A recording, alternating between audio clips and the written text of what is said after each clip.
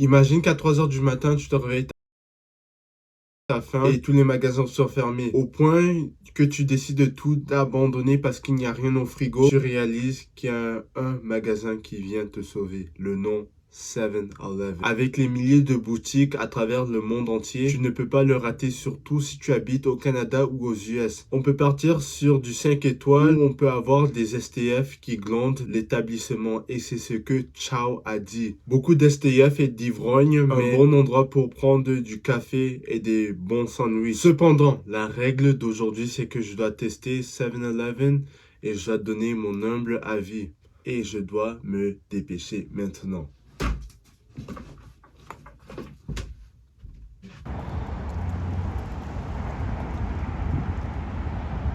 7-Eleven, 7-Eleven, 7-Eleven. Aujourd'hui, on se retrouve à 7-Eleven. Derrière moi se trouve 7-Effing-Eleven. Bon, quand je regarde à ce bâtiment, on est à de la américaine. J'étais en train de regarder une vidéo sur 7-Eleven aux États-Unis et quand je suis parti à mon 7-Eleven le plus proche, je peux voir la similarité entre le 7-Eleven américain et le 7-Eleven canadien. Là maintenant, il faut que je rentre dans le magasin. Devant moi, il y a la section de jus. Il y a beaucoup de saveurs. Il y a le slushy. En gros, le slushy, c'est genre une boisson avec des glaçons.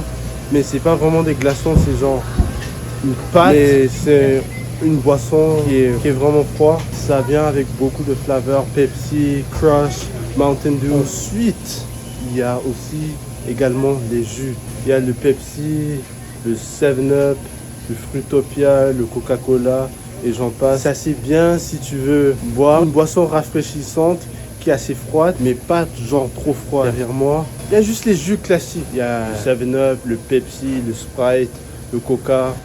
Cette section ici, il y a beaucoup de chips. Beaucoup de chips qu'ils offrent. Ils ont beaucoup de saveurs. Pour ceux qui sont curieux, il y a All Dressed, il y a les Ruffles, il y a les Doritos. Il y a tellement de flavors ici que j'épargnerai à vous décrire tous ces flavors. Cette section du magasin est juste trop cool. Ça c'est la section de maison, c'est assez limité.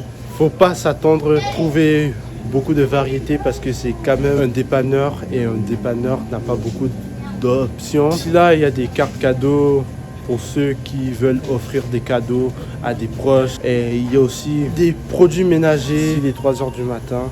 Il faut que tu manges du ramen. C'est la nourriture assez rapide, ça ne prend pas trop de temps à cuisiner. Tu mets ça dans le micro-ondes, 2-3 minutes, tu attends quand ça finit. Voilà, repas terminé. Il y a beaucoup de saveurs qui s'offrent à toi. Teriyaki, beef, poulet et j'en passe. Si tu ne veux pas les ramen, tu peux opter pour la soupe normale. La soupe normale, c'est juste normal.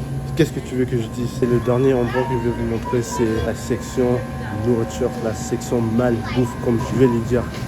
Il y a la pizza, poulet frit, taquito, hot dog. Si tu te retrouves genre à 3 heures du matin, t'as faim, voilà les options qui s'offrent à toi. Si tu veux pas manger du ramen, il y a la nourriture. Et ça c'est la nourriture à l'américaine, c'est juste trop top. Et spécialement la pizza ici, il y a beaucoup d'options qui s'offrent à toi. Thank you.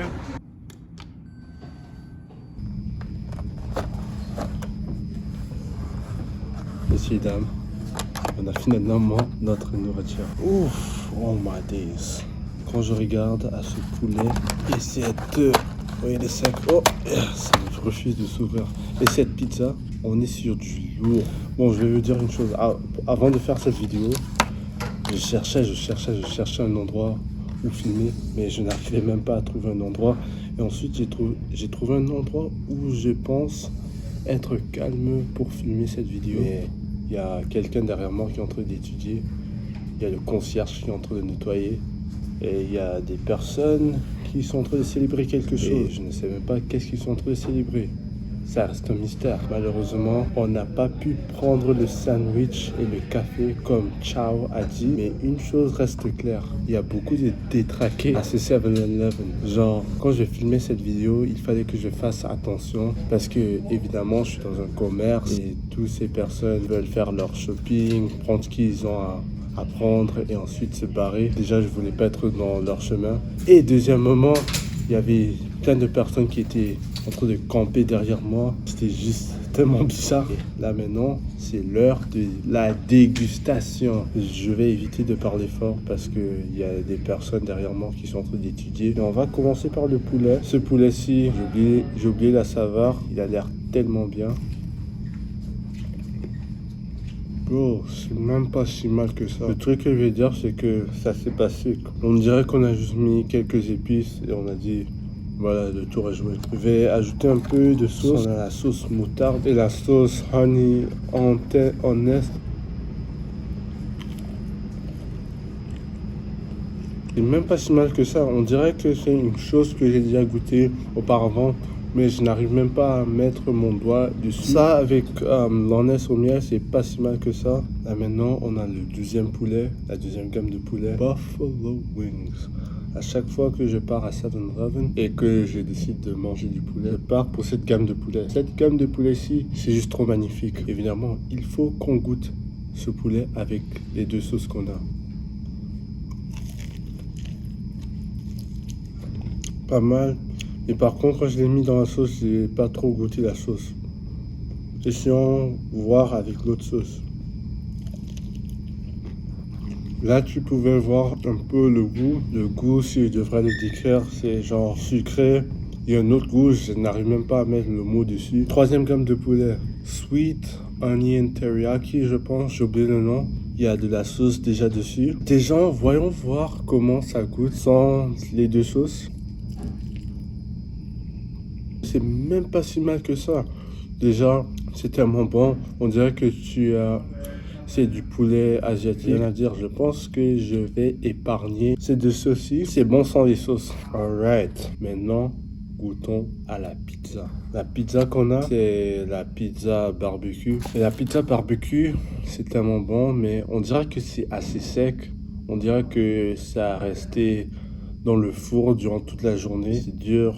On dirait qu'ils ont juste sorti ça du congélateur et l'ont juste réchauffé. J'aurais préféré qu'ils auraient fait ça à la main. Mais voyons voir comment cette pizza goûte.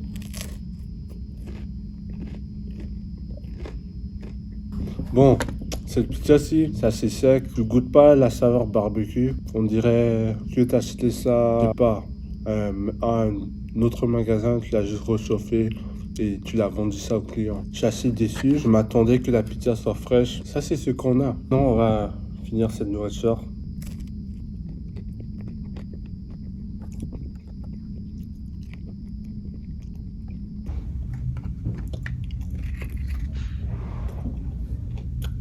Fini! Cette nourriture était tellement bien. La meilleure des choses, c'est que ça m'a coûté 20 $. 20 $. Poulet, pizza, c'est un bon deal.